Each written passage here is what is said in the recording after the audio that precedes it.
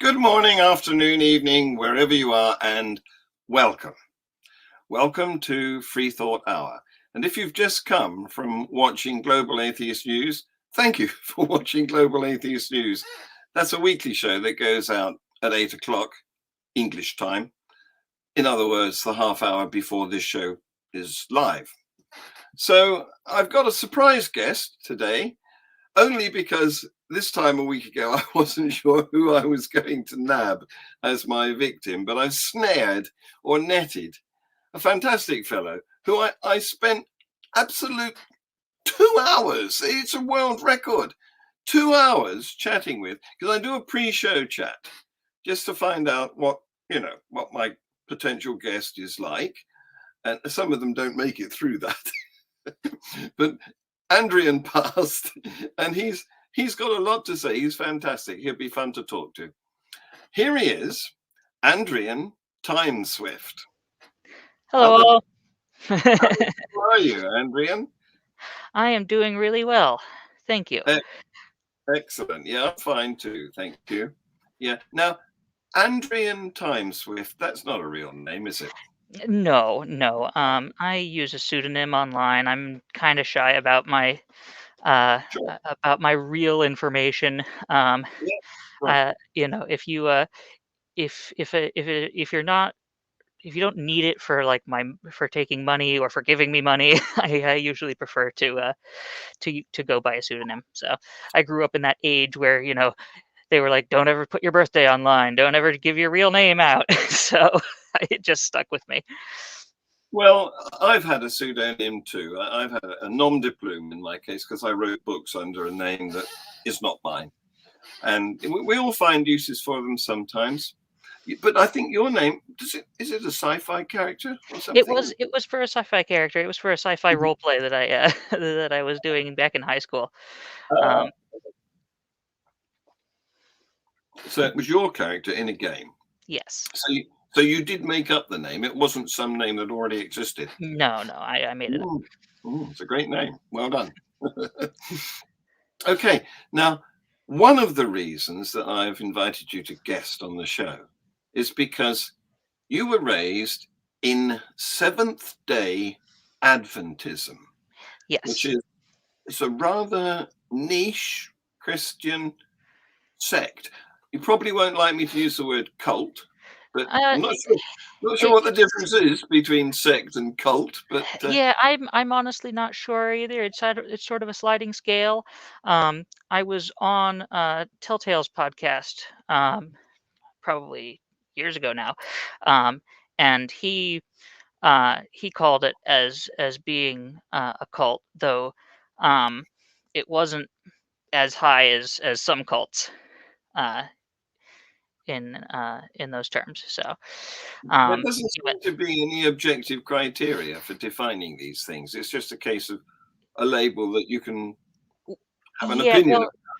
Well, he actually uses something called the bite model, which is which is something that's actually used in psychology and in academic contexts.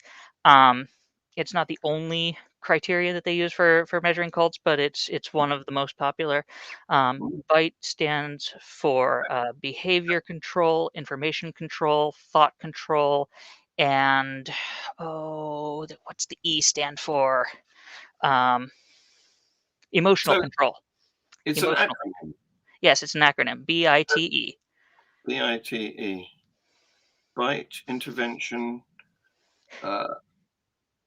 What's the T? No, it's a behavior control, information control, thought control, emotional control. Right. Interesting. You've taught me something there. I didn't know that.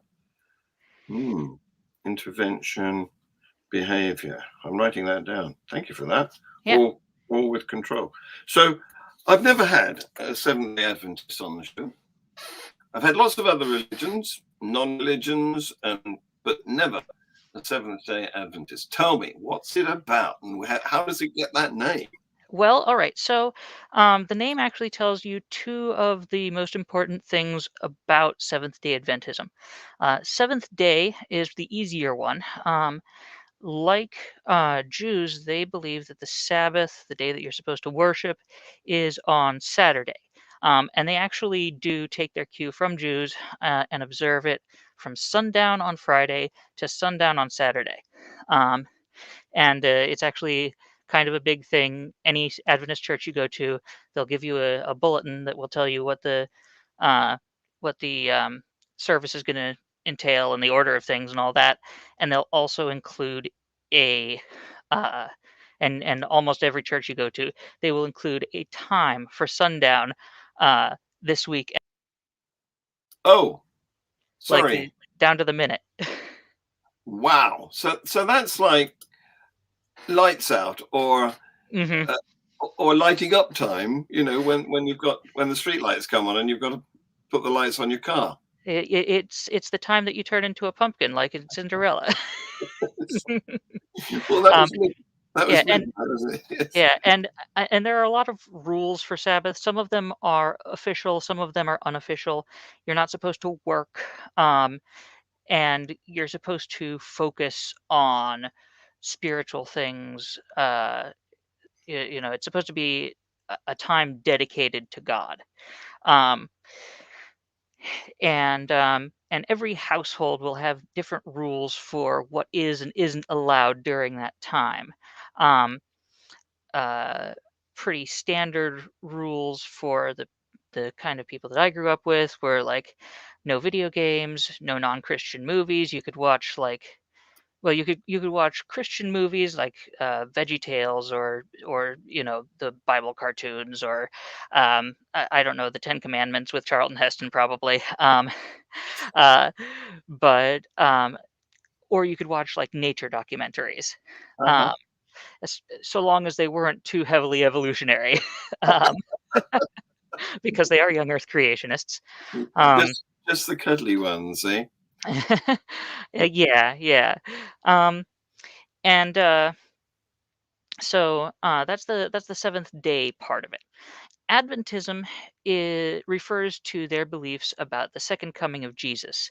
The second advent is what it was referred to a lot more in the olden days. Um, the uh, the Seventh Day Adventist movement started in the late 1800s, early 1900s, um, and it came about as the result of a guy named William Miller, who was sort of the Harold Camping of his day.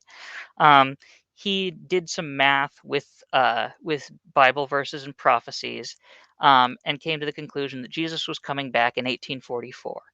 Um, Uh, as hmm, as we all know, that Jesus did didn't not come back in 1844, um, and happen. and Or in any of the occasions that Harold Camping has no, prophesied no. either. No. So during that time, uh, so that period was known as the Great Disappointment. That event in 1844, and like people had sold their houses, people had Mm, just like yeah. totally they were all in on this.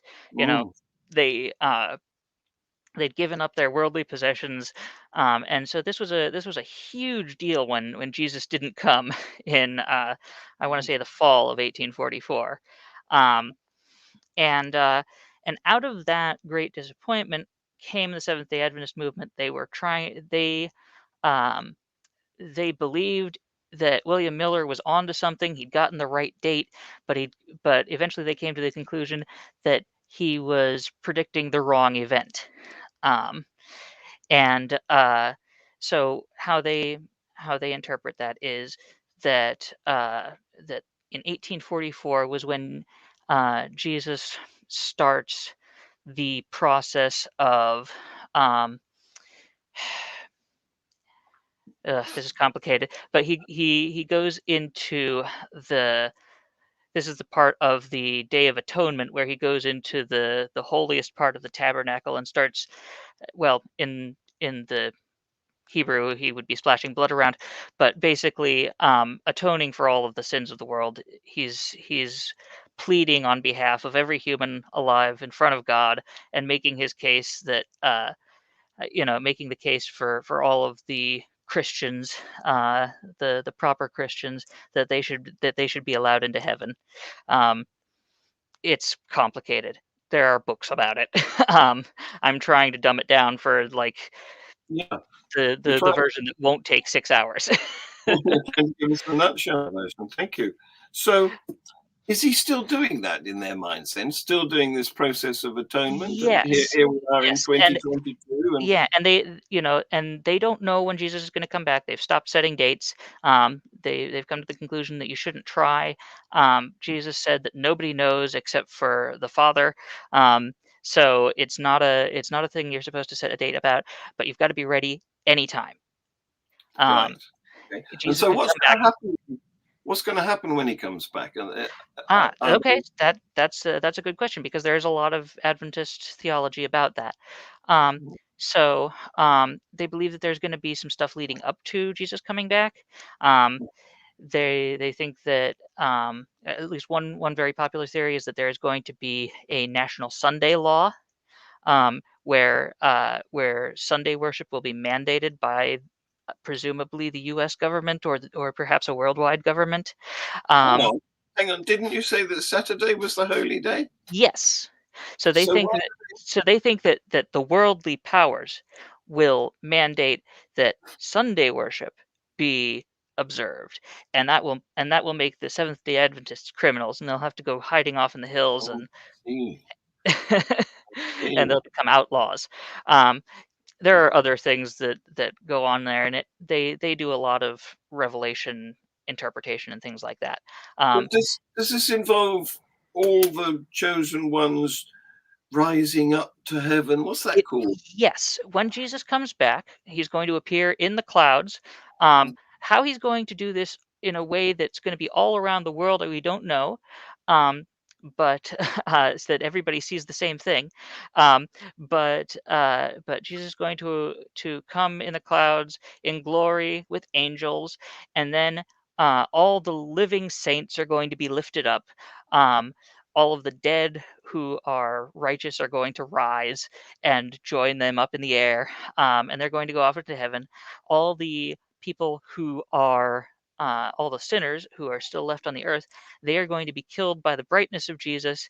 Um, and the only living creature that's going to be left on the earth is going to be Satan and his angels. I see. So, well, there's such a can of worms you've I opened. know there is a lot. Um, Yeah. So, following the what do we call that rising up? There's a name for that, isn't there? It's the ascension, maybe no, it's not the one I'm thinking of.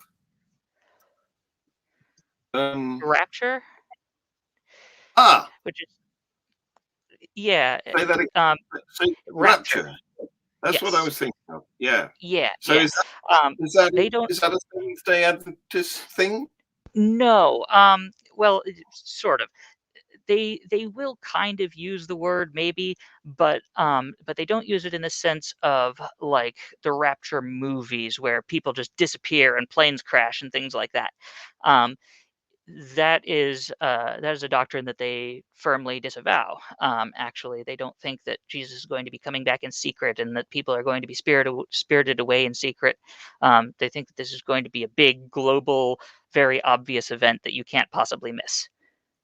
Right. It would Uh, help if the world was flat, wouldn't it, for it that to really, it to really be would. I wondered this as a critic. Like, is Jesus going to do some kind of like illusion where he's in multiple places at once? Is he going to somehow like unwrap the world so that it's possible for everyone to see him coming at once? Are there going to be multiple ones, and he's going to go through the time zones? I don't know. and if he unwraps the world, would it be a was it a I can't remember the names of the atlases that are the Oh, a different Mercator, ways would it be a Mercator or projection? or one of the other ones, because there's a better one than the Mercator, isn't there? Because the Mercator makes things at the poles look too big. Yeah, every map projection is equally right and equally wrong. It just depends on what things you choose to preserve. Yes, Um, yes, yes. and so yeah, um, so following this event, um, Jesus will take all the righteous back up into heaven for 1,000 years. Meanwhile, Satan and his minions will be imprisoned on Earth for that 1,000 years, looking over the desolation of the results of their rebellion against God, which is, they're going to be going through the destroyed cities and the crumbling infrastructure and just the wasteland and thinking about what they've done.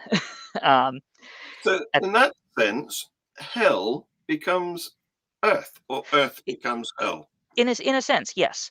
Though that is not what Adventists actually think hell is. That comes at the end of the 1,000 years. Um, Oh, so there's something even worse. yes, yes. Mm. Well, sort of. At the end of the 1,000 years, um, Jesus takes the New Jerusalem, which is a city in heaven, um, and transports it to earth. Um, and it comes down and it sets down in the same place as the real Jerusalem on earth. Um, Wow. This is like some huge spaceship landing. yes, yes. Um, Wow. and at the same time, all the people who are dead on earth, all the sinners rise. And it's at that point that Satan says, "Okay, I have the strongest army I've ever possibly had. God and his people are right there. Let's attack." And so he leads them in this glorious charge, at which point fire and brimstone rain from the heavens and kill them all. Um, Right. and that is hell. Ah, the fire and brimstone. I see. Yeah. So Yes. this is beginning to sound just as crazy as something like Scientology Hmm. with its uh, celestial walruses. Mm. Yeah, there are some it's quite a story, isn't it?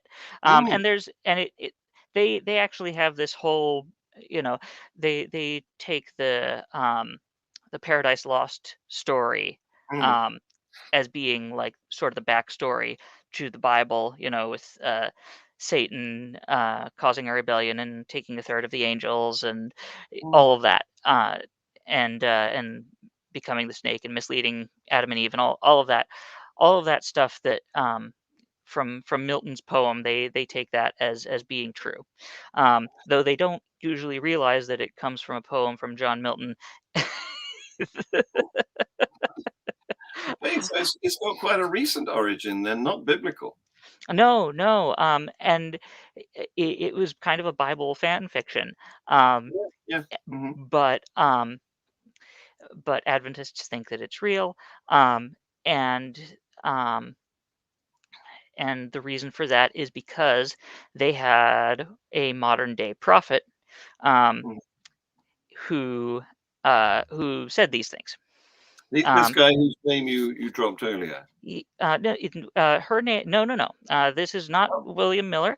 The oh, the modern day prophetess. Her name was Ellen White. oh, right. There's another one. Okay, Yes. Ellen White. Ellen White's story, in a nutshell, is that as a little girl, one of her schoolmates threw a rock at her head, and she was recovering in bed for a long time from a head wound. Hmm. During this time, she had her first vision Mm, of that she believed came from God, mm, and then throughout the rest of her life, she kept having these visions, these dreams that she believed came from God, and which and which other people believed came from God. She was a very prolific writer and plagiarist, and um, and uh, and she was very instrumental in guiding the early Seventh Day Adventist Church. Um, Now she staunchly denied that she was a prophetess. She didn't want oh, to mm, be saddled yeah. with that label. Um, Hmm.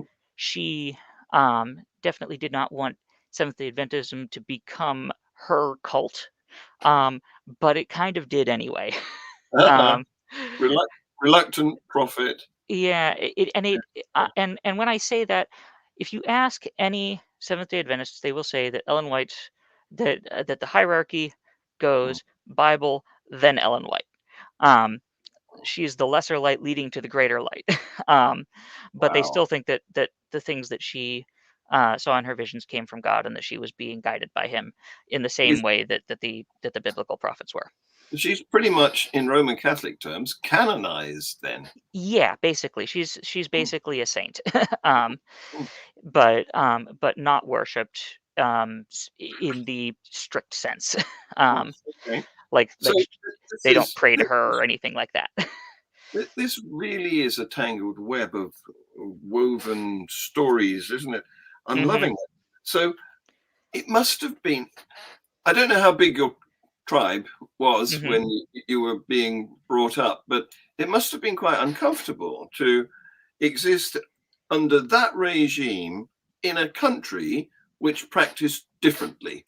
Yes, and um, at least the parts of Adventism that I was raised in, there is a spectrum Mhm, of more fundamentalist to less fundamentalist mhm, Adventists. mhm. Um, as a general rule, I think the higher ups in Seventh Day Adventism tend to be more conservative, but there's a more grassroots kind of liberal movement Yeah. among them. Um, they're actually the largest Protestant denomination in the world, the organized. Um, Really? very few people have heard of them, but they are huge. They have How have um, they kept such a low profile then? it's hard to say exactly. Um, because it's not for lack of trying. They are constantly, um, like the local churches in my area. Um, every couple of years, we get flyers from them saying, "Hey, come to our Bible Yeah, prophecy seminars. We'll convert you to Seventh Day Adventism." yeah, yeah. um, I had one only yesterday through the door from the Jehovah's Witnesses. mhm. Yeah, I think one of the reasons that they're not as well known as the Mormons or the Jehovah's Witnesses is that they do not do as much door knocking, so they're not Yeah, as annoying. yes, yes. But it's weird, isn't it, how missionaries were sent out Mhm, in some of the times since 1844, and mhm, the ensuing 160 years. And for example, you mentioned the Mormons. I discovered only recently, when there was this undersea volcanic eruption and tsunami that swamped the island of Tonga, mhm. that 60% of them are Mormons, Yes. and they're northeast of Australia, which you think is quite away from Utah. Yeah, yeah. And Seventh-day Adventism is kind of like that too. It's much more popular in certain areas. I think the Philippines is a pretty big hotspot for them. Mm, Um, um, though they're competing with Islam, which is yes, more popular. Uh, it's so, quite big in the Philippines and in Indonesia. Yes. hmm yeah.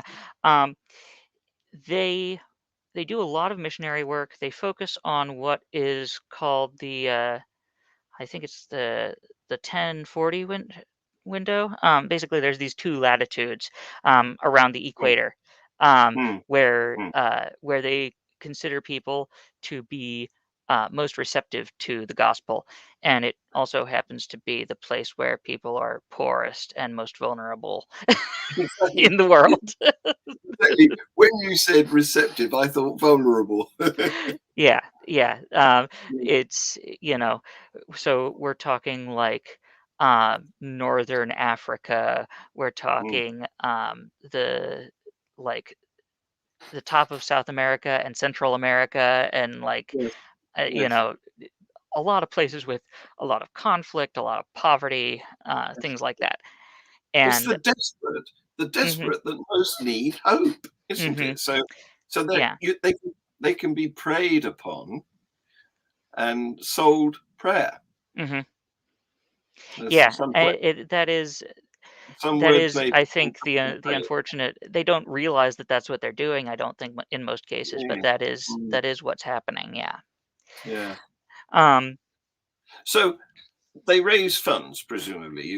Are you tithed to this, or Yes. do you So, have the do you so have if the you're, yeah, obligation of a plate being passed around for you to, and yeah. everybody staring to see how much you put down? Or, So how they do it in the churches, um, if you are an active member, you are expected to tithe. Like mm, um, if you're registered on the books as a baptized member of the church, you're mm, expected to give 1/10 of your income. yeah, Um, I don't know if people get disfellowshipped, that is kicked out of the church yeah, for yeah, not tithing. But if you're not doing it, you definitely aren't allowed to hold any kind of church office, mm, like a deacon or anything like that. mm, Um, then there's also on top of that offerings, which they don't. It's not a fixed amount. Um, it's they do pass around an offering plate in church. Goes back mm, and forth along the rows, and you put in whatever you want. You can either mm. put it in loose or include it in your envelope with your tithe. um, and Or just pass the plate on quickly, pretend yeah, you can do that too. Um, with a sleight of hand, pretend stirring up the coins a bit. if you're if you're really good, you can like put in a nickel and take out a dollar. I never did that. I don't think most people do that, but Yes, look, it would be easy pickings for a conjurer, wouldn't it? yeah, Uh, yeah, it would. It really would. Somebody who was good with sleight of hand could make a killing in a church. You mentioned a deacon, and you wouldn't be allowed to do that unless you had a record of Y- regular tithing. I yes, wonder, could you be a deacon if you're a woman? Is there any? Because there most churches have misogyny you could all over. you could not be a deacon, but you could be a deaconess. Oh, yeah. Um, Mm, they have slightly different roles in the church, mm, but they have um, pretty much more or less the same status. However, if you want to be a female elder, which is a level above deacon, or a mm, female pastor, then there will be controversy. mm, Um, mm, some Adventist churches are perfectly fine with female leadership and welcome it. Um, Others are staunchly opposed to it, and and my mother's side of the family is on that staunchly opposed side. I'm yeah, not honestly sure where my dad's side of the family mm, is. mm, Um, and for some context, my dad and my grandfather, his father, are both pastors. yeah. And I was studying kind of I wasn't necessarily sure that I was going to become a pastor, but I was studying religion at a Seventh Day Adventist college um, when I finally deconverted. Well, when I started the process and finished Mm, actually. Um, yeah. It's funny how uh, many people I've yeah, spoken to who got deeper and deeper and deeper into their religion, became almost qualified to minister, and then read the Bible or whatever their scripture was, yeah, and realized.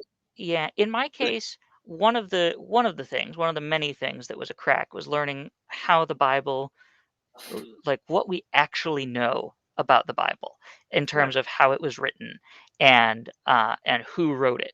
Like Mm, um, like my professors um, freely admit we don't know who wrote the Gospels. They're anonymous. yeah. Um, They're and only they they're and they only late. they they laid out what's called the Synoptic Problem, where Matthew, Mark, and Luke share Yes, a huge portion of yes, material, yes, sometimes often word for word, yes, and they told me how they come to the conclusion that there may have been a Q document, and why Mark is considered to be the earliest written gospel and things like mm, that. mm, mm. Um, and that was not anything that ever reached me as an Adventist in the pews.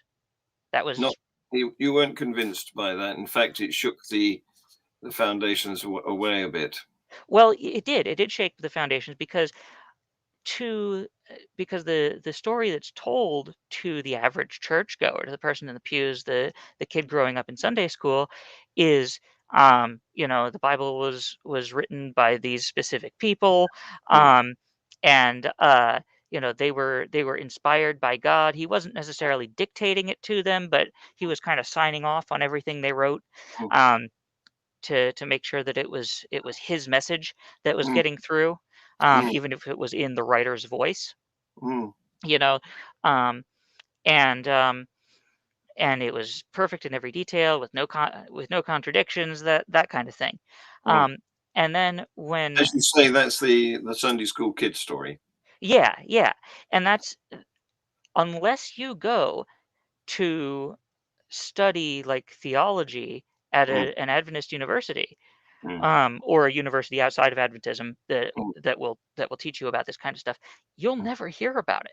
No, no, Um, yes, and and that was a thing that really bothered me in a lot of ways. um, because I'd been reading Adventist publications aimed at adults and things like that. They never talked about that.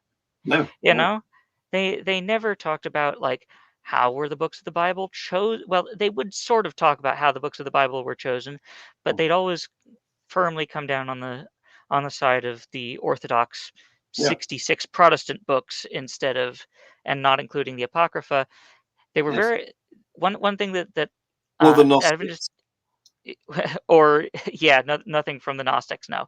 Um, but the it's very interesting. Seventh Day Adventists teach a great deal of skepticism toward other sects of Christianity, other Mm, religions outside of Christianity, mm. but um, but the story that they tell to their people, you're really not supposed to question. No, Um, you know, um, and you're and they've created this very neat tidy story, and they kind of keep you in this bubble yes, where you're separated from the rest of the world, yes, um, so that you never encounter yes, information yes. that would contradict that story. That's right. Yes, I think this is the origin of the expression "the authorized version," Yes. Yeah, and no, you're right about that. that's And there is an authorized version of just about everything. yes, Adventist history, the Bible, yes, all of that kind of stuff. yes. Um, That's what you get when people preach in your church. They cherry pick and give you the juicy bits, and they don't let you have any inkling that there's anything else that you want to know ex about or need to know about. Mm, yeah, exactly. mm, Um, and um, and so I won't say that that was the biggest thing that hit me, but it was one of the things that just put a little bit of a crack, in my faith. It mhm, started that little worm of doubt, um yeah, and but but at the time when I was first learning this stuff, I was like, oh, this is exciting stuff. We need to share this with everybody in the church. They need to know this, you mhm. know um And you got and resist. well, I didn't get too much resistance at that point, but it was definitely there was a point in my life where I thought of myself as sort of a potential Martin Luther,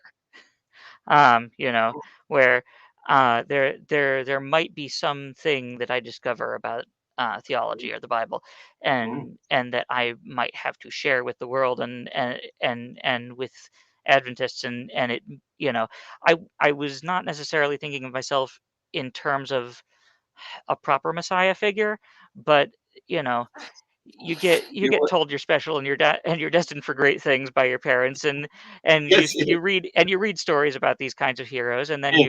and then you So start to you let's know face it, you were open to the possibility that you might be leading a new denomination. yeah, kind of, or reform. My goal would have been to reform the old one, you know Mm, um mm, and so that is, you know and so I was definitely not opposed to learning new things. I was Mm, very, you know, I was very dedicated to the truth. Um, mm. and that ultimately was what resulted in my losing my faith, was Yes, because I believed in it enough to test it. And then when I yes, tested it, it didn't hold up to scrutiny. yes. You found that it's not a reliable source of truth or method for discovering truth. Yeah, Exactly. that's very Exactly. understandable. So you've said a number of other things that I want to delve a little bit deeper into, but I also want to focus on the fact that there you were in your tribe, Mhm. and you were in a country which had a different Lord's Day, for example. I mean, you were shutting yourselves down on Saturday. Mhm. Everybody else was going to the mall, Yes. and then on I was Sunday, I was miss I missed out. I grew up in the '90s, and I missed out on Saturday morning cartoons. yes, yes, yes, That is I am mad about that, honestly. a deprived childhood. Yes, I but I did watch the same cartoons, just not on Saturday mornings, and that was like a yes, ritual. That's like a rite of passage for people of my generation. well, that's right. And viewing them in a group of your peers is part of the fun. Mhm. Yeah. Yes, all laughing together. Yes. Mhm. So Yeah. you'll be pleased to hear they're now available on YouTube. I yes. Or Netflix or Yes, HBO Max or whatever. other platforms are available. Yes. Yes, but you mentioned that Ellen White was hit on the head by a rock. Well, Yes. knowing what we now know about how you can easily damage the brain, even by playing football, for example, Mhm. or boxing, that's it's unsurprising that she encountered visions thereafter. Yeah, you're right, and while, people have gone back and tried to, like, diagnose her with some kind of, like, epilepsy or something, it doesn't necessarily fit any strict diagnosis, but the fact is that I find it much more likely that the head trauma she suffered as a child Mm, resulted in her having hallucinations. mm, Um, mm. there's one very famous example where she holds up this huge Bible above her head and she quotes Bible verses and she turns to them above her head and points to them and stuff. Um, and I think that some of that is exaggerated. There's also stories about her going into like these times where she was very rigid and she didn't seem to be Oh yeah. breathing. Mm. And a lot of it sounds very much to me like uh, like there Brain was some kind of neurological brain damage kind of thing damage. going on. Yeah, Yeah. yeah, Um, mm, and of course, it's the 1800s. They don't know anything about neurology. Um, yeah, and she's having these religiously motivated yeah. and religiously relevant Mm, visions during a time mm. when there's a huge amount of religiosity going on. Yeah, yeah. You would uh, have been odd to have come out as an atheist back then. Yes. yeah, But yeah. so I want to I want to just I want to get you onto since then, because you've come out and now you've got a you've had your own experience, which I want to touch on if you're willing to talk a bit about that. And Absolutely. now that's led you to your current job, which is a Mhm. very valuable service that is quite new. So I'd like Yes. to talk about all of those things. But before we do, I want to touch on you mentioned that Seventh day Adventism is a creationist denomination. Yes. Young Earth or Old Earth? Young Earth, though they have been denounced by Ken Ham because they want their universities to be accredited, and in order to do that, they have to teach evolution in their universities. They do it in a teach the controversy kind of way, but they do teach evolution, and for that, Ken Ham is like, no, you're not true creationists. Yeah. Well, we must take notice of the hamster. Hmm. Yes, yes. Okay, so let's move on a bit. Let's bring you And more oh, up I to should date. I should point out, Seventh-day Adventists are actually responsible for are largely responsible for the young Earth creationist movement as it exists today. It Really? is Seventh-day Adventist interpretations of Mm, Genesis that ultimately inspired folks like Ken Ham and Kent Hovind and yeah, Ray Comfort and all of those. yeah, yeah. Um, Oh, so I love Banana Man. yes, um, ready to save the world. Yes, yes. So Um, that is very interesting stuff. So although Kenham owes a debt to Seventh-day Adventism, he is now denying their credibility. yes, yes. I think it's more that he has a beef with the modern Seventh Day Adventists than and the Seventh Day Adventist organization than necessarily with the debt that he owes to them, which he may not even know about. um, Yes, indeed. So what is it that's making me think of words like dogmatic and doctrinaire and divisive against all those who don't agree with hmm me? Yeah, That seems to be a big tendency in a lot of religions. yeah, yeah. I uh, I heard someone say once that religion unites by dividing. Yes, yes, yes, that's right. Yeah. Um, So and yeah, and that's definitely something that was very big with Adventism. They think of themselves as this peculiar people that's supposed to be separate from the world. what Um, chosen that they're special. yes, yes, Yes, they're yes. God's remnant people. The Mm, mm, the the the the mm, leftover that's just like the original. mm. That's what they think they are. So Yeah, yeah. Interesting. So I want to so push forward yeah, now and okay, get some more about because you had a struggle yes, coming out of this web of hmm deceit. I've yeah, got to use that expression. It's a web yeah, of deceit. hmm And how did you escape? You've told us the things that chipped away at your yeah. faith, So but then let me start at the beginning. I will Um, go ahead. so I started to go to a Seventh Day Adventist college in Washington State, um, and I was studying religion. I wasn't really sure what I wanted to do with my life. I felt like God was calling me to do something for Him, but I didn't know what. Um, and so I was kind of trying to find myself at the time. Mm, Um, and very shortly after I started attending there, um, I had well, actually, even before then, um, I had uh, I had what I call for the year from hell. mm, My first girlfriend broke up with me.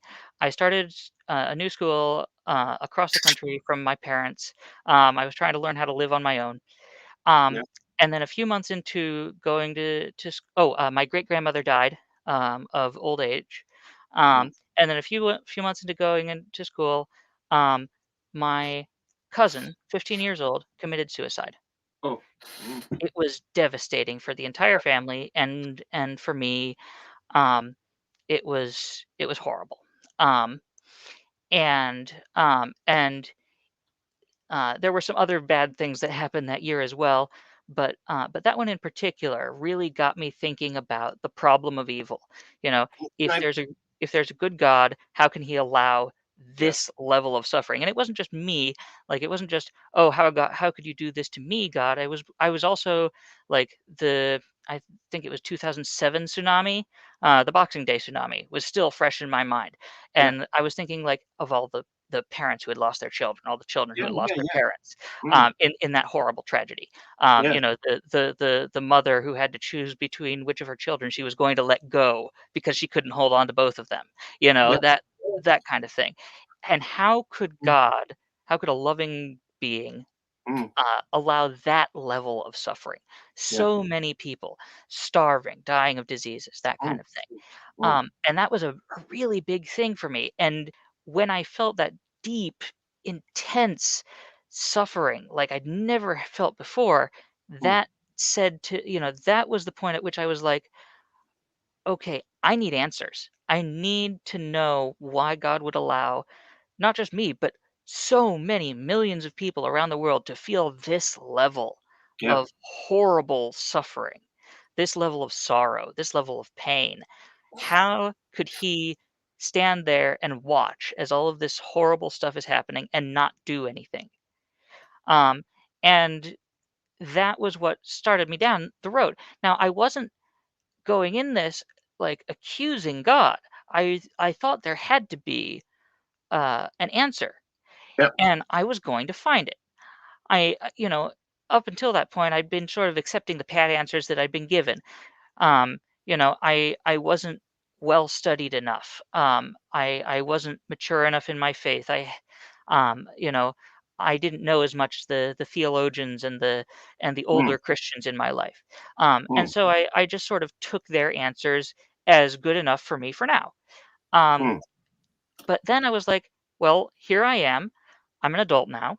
Um, I'm studying theology in a Seventh-day Adventist university. I'm surrounded by theologians who have to have wrestled with this question. If mm. there's any time that I'm going to find the answers to this, it's now. And By so, asking them. yeah, ask them, read Mm, what they have to give me. mm, If there's got to be someone here who can help me figure this out. And so I did. I went to my teachers. I started reading stuff, online and from the library. I started really just deeply investing myself into this problem and eventually into other problems in Christianity as well. Um, and none of the answers that I found were satisfying. no. Um, Mm, God working in mysterious ways. Well, like there's no amount of mystery that would justify like allowing a little girl to be raped. you no, know, no. um, uh, you know, it, best of all possible worlds, obviously not. I can imagine a better one. you know, um, Yes. Mm, sin is our fault. Well, that doesn't absolve God of His responsibility. That all of those kinds of things. Um, mm. God's bigger than you, and so you should just shut up because he's the creator. And I'm like, no, I'm sorry, but That's I'm an an appeal American, for authority. and and we have a deeply ingrained distrust of tyrannical authorities. You know, Which is justified. It's a good Uh, idea to yeah, be distrustful of authority. be skeptical of authority. Yeah, Yes. don't let an authority figure tell you do as I say, not as I do. Yeah, indeed. So that was what happened, and it was a 2-year process. I deconstructed just about everything in my religion. Yes. It led me into a very dark depression. I've dealt with depression my entire life. I remember being depressed at the age of 7. Oh. Um, Mm, and But this was a new low level of depression. It, I have what I call gray moods. This was a black mood.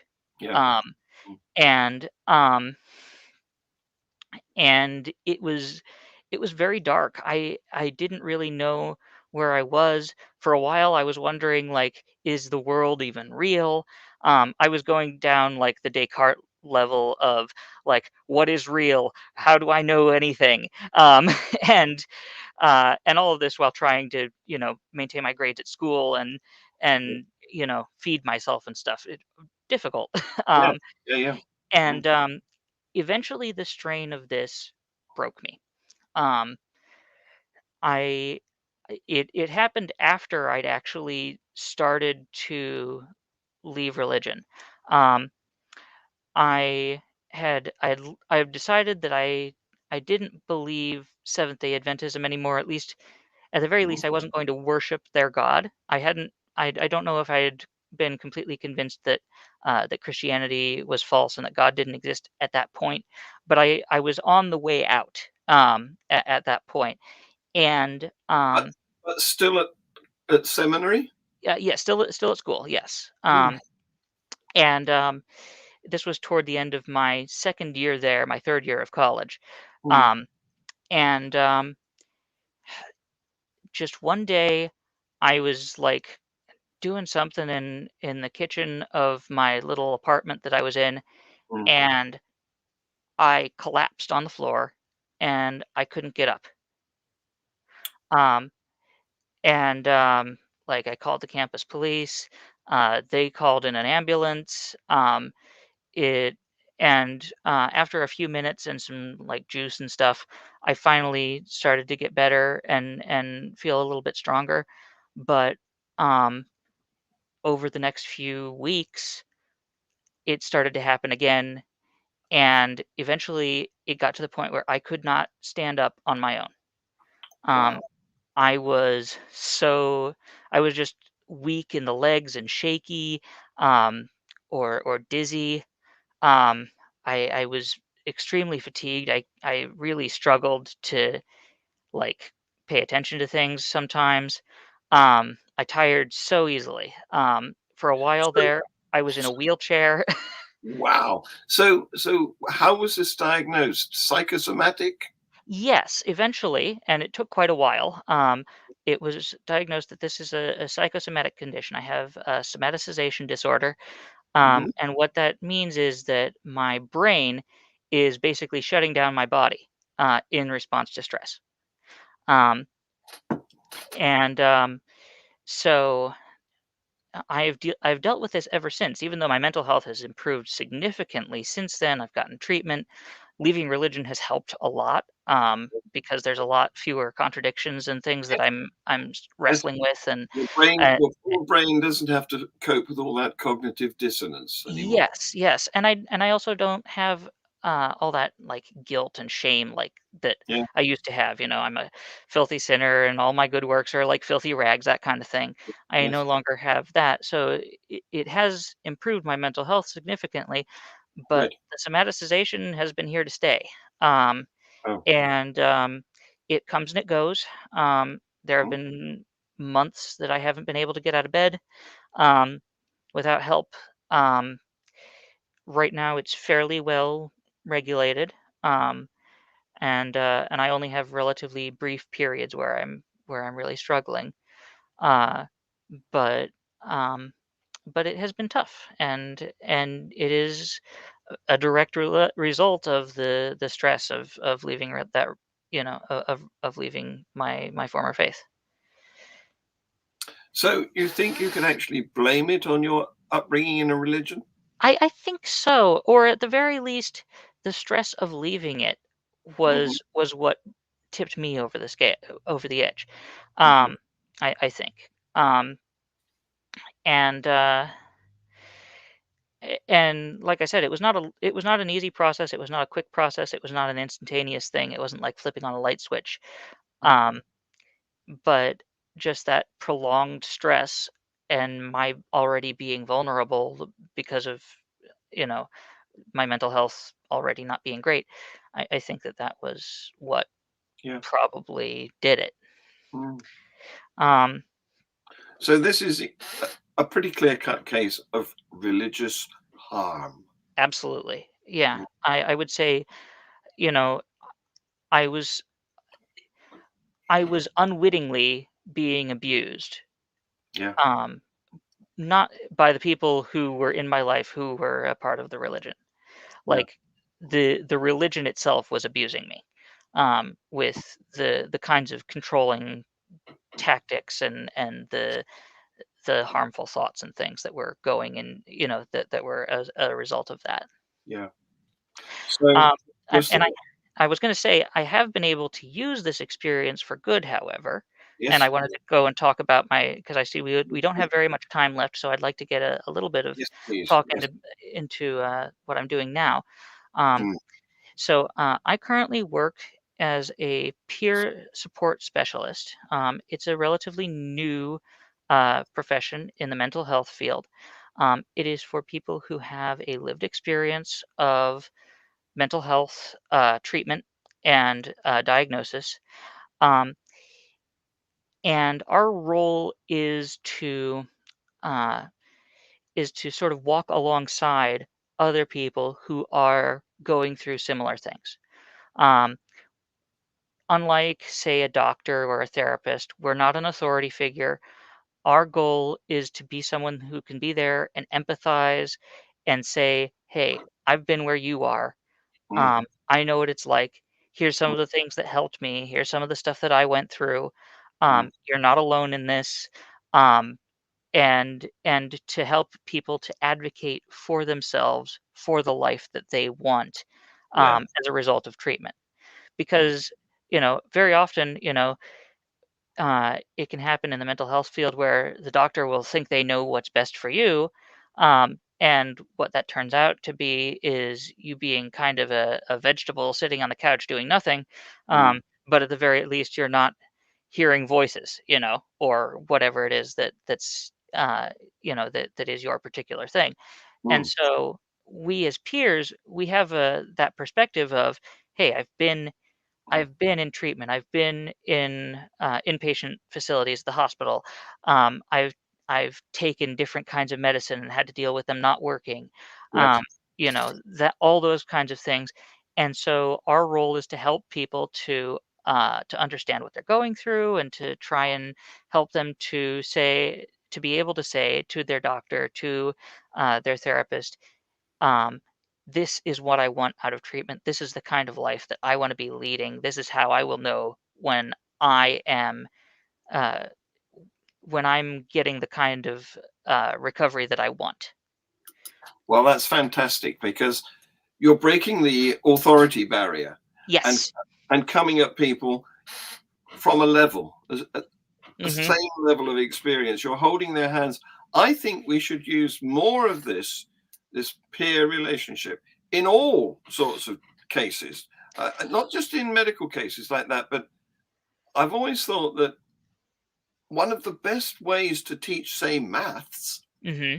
is to teach one or two people who grasp it, and then send them out to teach the rest, Hmm.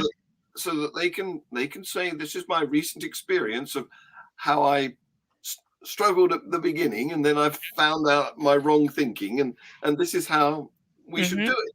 Yeah. Yeah. No, I agree with you. And I've actually, oh, it was ages ago. This was back more than 10 years ago now that I saw some experiments that were done in India with Mm, kids and computers. mhm, Where they would basically put these computers in the wall and let the kids use them however they wanted. And they mhm. would use them to learn things. And then they would teach the other kids the things that they had learned. Yes, yes, Um, and so I think that, in terms of like education, that can be a fantastic way, yes. not only for the people being taught, but for Mm, the teachers, because you really have to understand something in order to be able to teach it to somebody. And yes, if you don't understand something, that's when you're going to recognize, oh, I may yes. have missed something. I don't really understand this part of the thing. And that would be when you would go to your own mentor and say, hey, Yes. can you help me out? Can you help us both understand this thing? And Um, very often, teachers are so far divorced in, chronologically from hmm. when they learned, Hmm. they can't remember the difficulties that they encountered and how they overcame them. Yeah, yeah, and I can definitely understand that. And I think it's uh, that it can often be the same with professionals medically, especially if they've never had a mental health experience, Yes. Mm, or if they've never had to live with whatever debilitating thing is happening to the mm, person, whether it's physical or mental. mm, Um, you know, there's a psychological element to that, and I think that peer relationship, that person to person thing, is something that people are looking for when they go to alternative medicine mm, practitioners, like mm, Reiki, the Reiki masters, for example. mm. They don't just, "Oh, come in, lay down on the table. Ooh, I feel your chakras. Oh, okay, you're all better." No, they come in, they talk to you. They say, "Oh, what's going on in your life? Oh, I can tell that you're this kind of person from talking to you, but it's Yes, not, but I'm pretending that I'm doing yes, it psychically or whatever."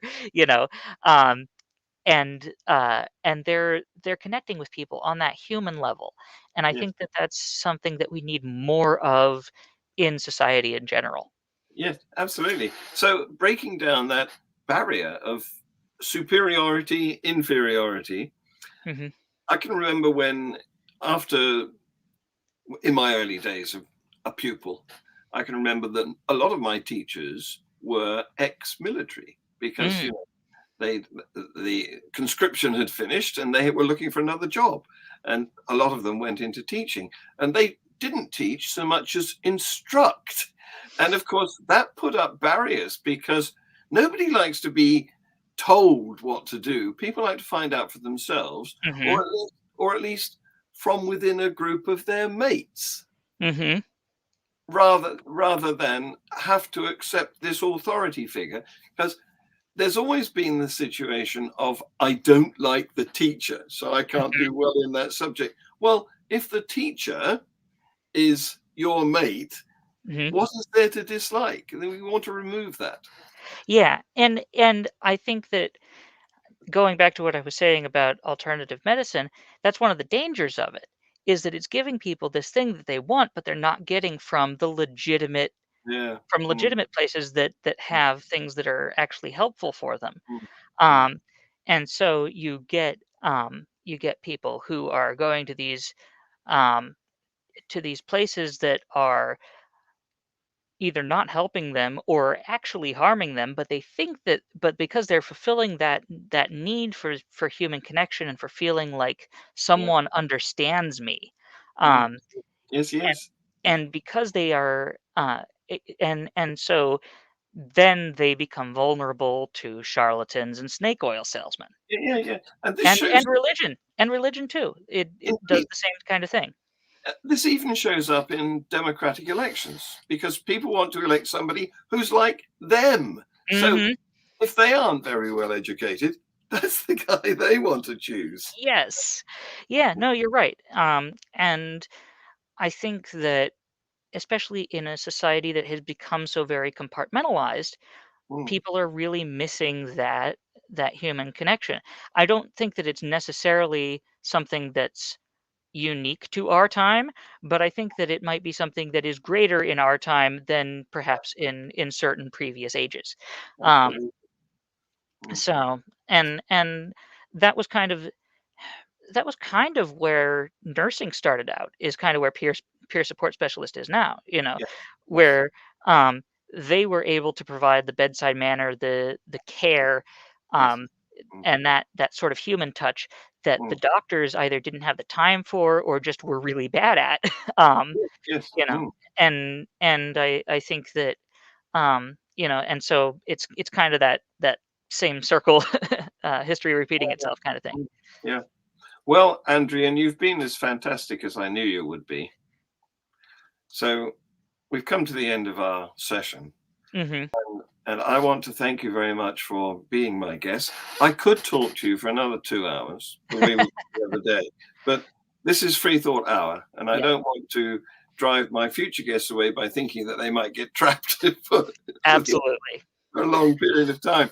So thank you very much. Thank you to the viewers who have been valiantly watching us, and all to the future viewers who will see us when it's a podcast, because we will probably notch up 100 or so, which is, a worthwhile audience. I And thank can't you so tell much you. for inviting me. Oh, you're welcome. I can't tell you who I've got scheduled for next week, but I have got 2 or 3 victims that I'm juggling to see. I'm not sure who's going to come down on the 5th of February, but there will be somebody. So this is where I play your outro, especially for you, Andrian. Thank you. Thank you. Bye.